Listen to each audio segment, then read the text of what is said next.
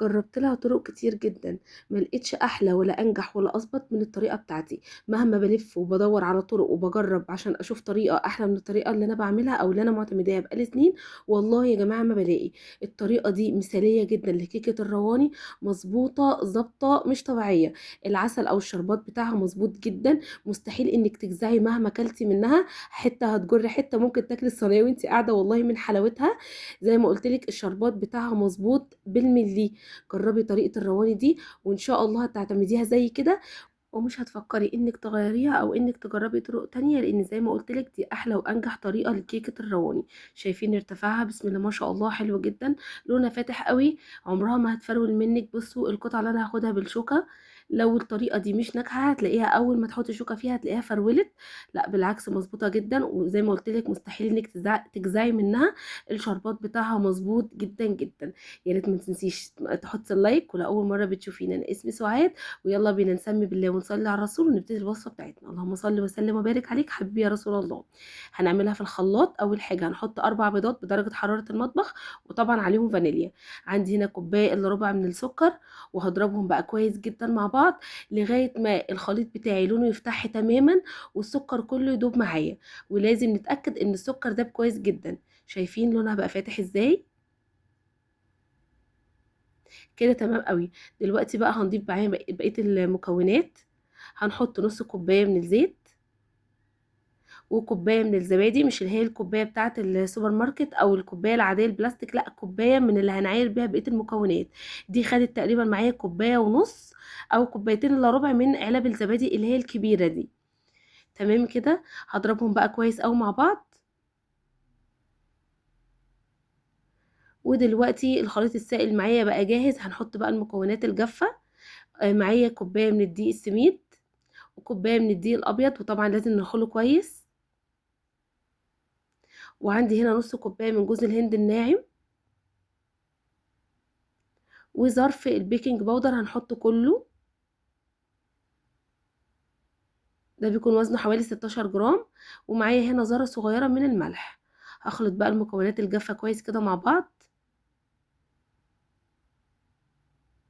تمام. دلوقتي بقى المكونات الجافة بقت جاهزة معايا، هننزل بقى عليها بالخليط السائل اللي احنا عملناه في الخلاط. عايزه اقول لكم ان هي كده يعتبر بقت جاهزه معايا يا جماعه، سهله جدا جدا جدا، طعمها خطير. عايزه اقول لك من سهولتها والله هتعمليها دايما. هنقلب بقى كده بالراحة في اتجاه واحد عشان ما نخرجش الهواء من الكيكة، وبالتالي لو خرجنا منها الهواء هتهبط معايا في الفرن ومش هترتفع، واحنا مش عايزين كده خالص. نتأكد ان احنا قلبنا كويس. بص قوامها حلو جدا جدا. كده تمام بقت جاهزة معايا. ولازم نتأكد يا بنات ان مفيش اي خليط من الدقيق تحت في البولة. لازم نتأكد بأي معلقة او بأي سباتيولا كده، ناخد كده من تحت عشان نتأكد ان احنا خلطنا المكونات كويس اوي مع بعض. دلوقتي بقى معايا صينيه دي مقاس 28، دهنتها كده دهنه بسيطه من السمنه او الزيت براحتك، وبطنتها كده بشويه من الدقيق.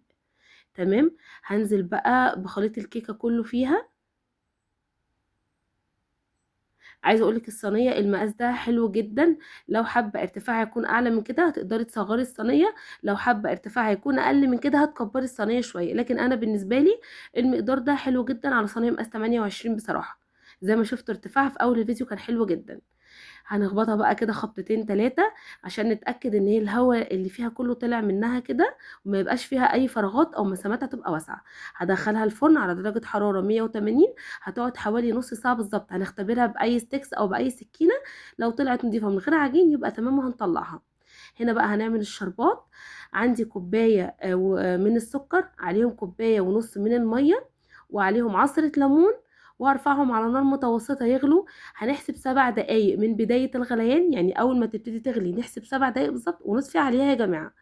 دلوقتي بقى الكيكة طلعت معايا من الفرن كانت سخنة، والشربات دافي. أهم حاجة الشربات يكون دافي، مش سخن ومش بارد. لو سخن هيعجن معايا الكيكة، ولو بارد الكيكة مش هتشربه كويس. تمام كده. يعني الكيكة سخنة والشربات دافي يا بنات. هبتدي بقى ان انا اسقيها كويس. عايزه اقولك لو الكيكه استوت وما خدتش لون من فوق حلو، تقدري انك تفتحي الشوايه ثواني تاخد لون وتخرجيها على طول. وما تخرجيش الكيكه من الفرن على اي سطح بارد، يعني خرجيها من الفرن حطيها فوق البوتاجاز عشان السخونيه بتاعه البوتاجاز هتخليها تحتفظ بارتفاعها. لكن لما نخرج الكيكه سخنه لمكان بارد نحطها على رخامه ساقعه او على الارض وهي ساقعه، الكيكه هتهبط معايا على طول. نخلي بالنا من النقطه دي، النقطه دي مهمه جدا جدا. ناس كتيره بعد ما بتخرج الكيك من الفرن بيهبط معاها ومش بتبقى عارفه ايه السبب. فاهم حاجه انك تخرجي الكيكه من الفرن على اي مكان ما يكونش بارد. يفضل تحطيها على البوتاجاز من فوق، هيكون لسه درجه حراره البوتاجاز سخنه من الفرن. تمام. هنشرب بقى الكيكه كويس، هنسقيها كويس قوي.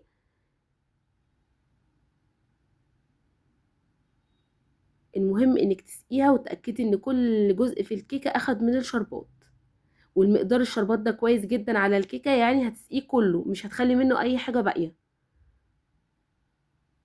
وزي ما قلت لك المقدار مظبوط، ما تحاوليش انك تقللي او تزودي لان هو مظبوط جدا جدا. جربي بس مره وانت هتقدري تحددي اذا كان فعلا مظبوط بالنسبه لك او محتاجه تزودي او محتاجه تقللي. بس انا بقولك ان هو مظبوط جدا جدا جدا كمان. هنحط بقى عليها كده جوز هند على الوش. طبعا براحتك، حابه تحطي قليل حابه تحطي زياده مش حابه تحطي، براحتك خالص. عايزه اقول لكم ان هي كده بقت جاهزه معايا. جربوا الطريقه دي وان شاء الله تعجبكم جدا جدا. ودي كانت وصفتي ليكم النهارده، اتمنى ان هي تعجبكم واتمنى ان انتوا تجربوها ان شاء الله. ابعتوا قولوا لي رايكم ايه في كومنتات. ولو وصلتي معايا للمرحله دي من الفيديو لسه ما حطيتيش اللايك، اتمنى منك انك تحطيه. ولو لسه ما اشتركتيش في قناتي يا ريت تشرفيني وتنوريني باشتراكك. والسلام عليكم ورحمه الله وبركاته.